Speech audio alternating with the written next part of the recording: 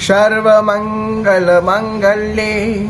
शिवे सर्वार्थसाधिके शरण्ये त्र्यंबके गौरी नारायणी नमस्तुते।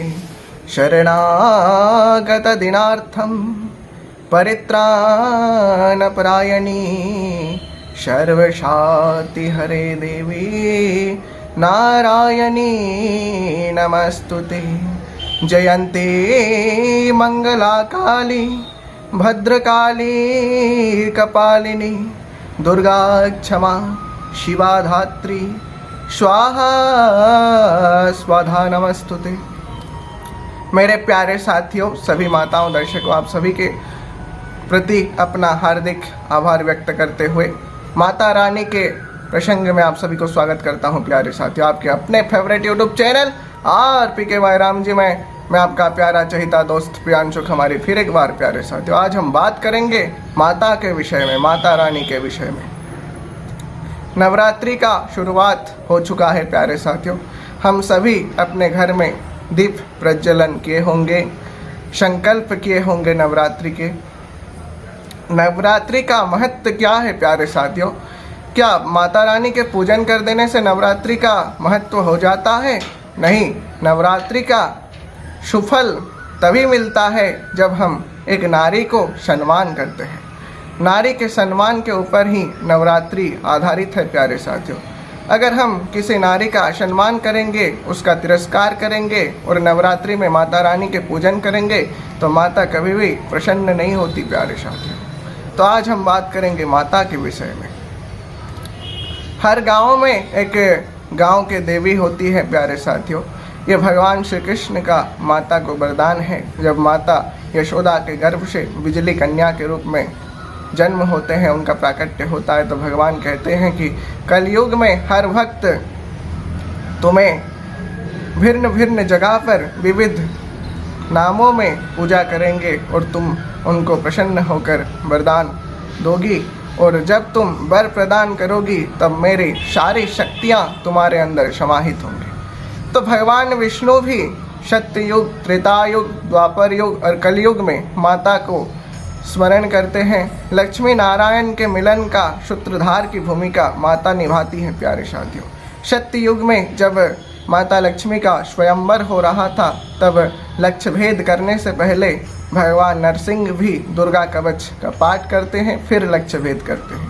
त्रेतायुग में भी रावण वध से पहले भगवान श्री राम जी माता का स्मरण करते हैं। तो उसके विषय में हम विजयादशमी के दिन बात करेंगे, उसको श्रवण करेंगे।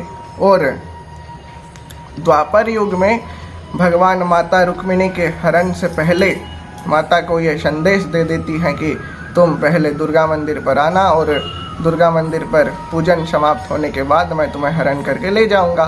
तो माता दुर्गा मंदिर पर आती हैं और दुर्गा माता को स्तुति करती हैं और भगवान श्री कृष्ण को उनसे मांगती हैं।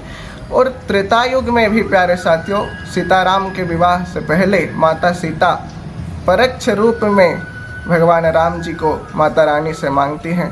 प्रत्यक्ष रूप में भी मांग सकती थी, लेकिन उसका भी एक कारण था। जब हम उस कारण को जानेंगे, उसके विषय में भी और एक वीडियो में बात करूंगा। प्यारे साथियों, जब हम उसी कारण को जानेंगे तो हमारे जो सामाजिक पारिवारिक रिश्ते नातों में जो तनाव होती है वो दूर हो सकते हैं। तो रुक्मिणी हरण के बात करता हूँ संक्षेप में, उसके विषय में भी फिर किसी वीडियो में बात करूंगा, लेकिन संक्षेप में कहता हूँ कि भगवान श्री कृष्ण जब माता को हरण करने के लिए आए थे तो रुक्मिणी के ज्येष्ठ भ्राता रुक्मी बहुत सैनिक तैनात किए थे। तो दो कारणों से भगवान रुक्मिणी को हरण कर सकी। पहला कारण है माता रानी का आशीर्वाद और दूसरा कारण है भगवान के मुस्कान का वो जादू।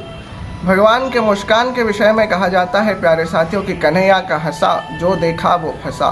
तो सैनिक भगवान के मुस्कान में फंस गए। माता के आशीर्वाद के प्रभाव से वो और इफेक्टिव हो गया और प्रभावशाली हो गया और भगवान निर्विघ्न माता रुक्मिणी को द्वारिका ले सकी। प्यारे साथियों, तो अब हम बात करेंगे अर्जुन का दुर्गा पूजन के विषय में। तो जब कौरव और पांडव युद्ध से पहले अग्निहोत्र आदि कर रहे थे तो भगवान श्री कृष्ण अर्जुन को समझाते हैं कि पूर्णाहुति से पहले तुम्हें विजय प्राप्ति के लिए दुर्गा माता से आशीर्वाद लेना चाहिए। तो अर्जुन पूछते हैं कि हमारे पक्ष में तो भगवान साक्षात श्री कृष्ण हैं, तो विजय प्राप्ति में कोई संशय है क्या?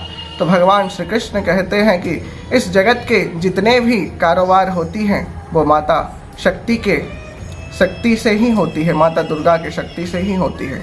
भगवान का एक रूप केवल संकल्प का है, वो है भगवान नारायण का रूप, और उसको साकार करने वाली देवी माता दुर्गा है। प्यारे साथियों, दुर्गा के बिना इस जगत जड़ के समान है। साक्षात शिव शंकर भी दुर्गा की शक्ति के बिना शव है, क्योंकि शिव की शक्ति माता दुर्गा है।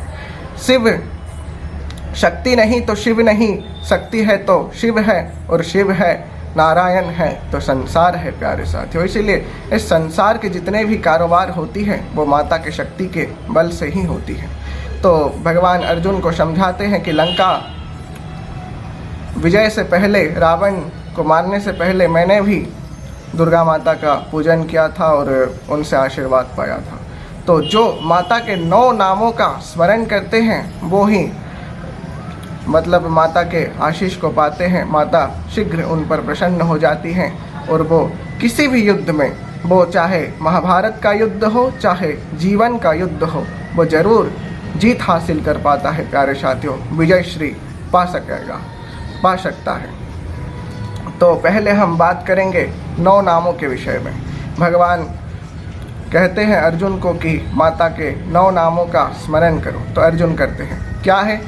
प्रथमं शैलपुत्री च, द्वितीयं ब्रह्मचारिणी, तृतीयं चन्द्रघण्टेति, कूष्माण्डेति चतुर्थकं, पंचमं स्कन्दमातेति, षष्ठे कात्यायनी द्विजः, सप्तमं कालरात्रीति, महागौरी द्विजाष्टमं, नवमं सिद्धिदात्री च, नवदुर्गा प्रकीर्तित। जब माता के 9 नामों का स्मरण करते हैं अर्जुन, तो माता प्रसन्न हो जाती हैं, और अर्जुन जब प्रणाम करते हैं तो माता वर मांगने के लिए कहती हैं। और अर्जुन कहते हैं कि यदि मैं धर्म पर हूँ, यदि मैं धर्म युद्ध कर रहा हूँ, तो माता मुझे विजय श्री का आशीर्वाद दीजिए। तो माता कहती हैं, जिस पक्ष पे धर्म होती है वहाँ पे वासुदेव श्री कृष्ण होते हैं, और जहाँ पे वासुदेव श्री कृष्ण होते हैं वहाँ पे ही विजय होती है। फिर भी मैं तुम्हें ये वरदान देता हूँ कि तुम शीघ्र ही अपने शत्रुओं पर विजय प्राप्त कर सकोगी।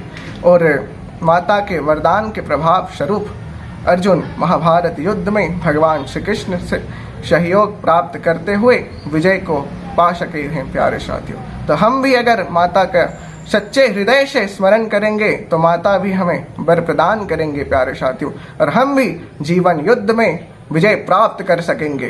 तो फिर आऊँगा कुछ नया प्रसंग के साथ, तब तक के लिए लाइक शेयर सब्सक्राइब करना ना भूले। आपके अपने favourite YouTube channel RPKY Ram ji को। प्यारे साथियों, जय श्री राम, जय श्री कृष्ण कन्हैया, जय माता रानी।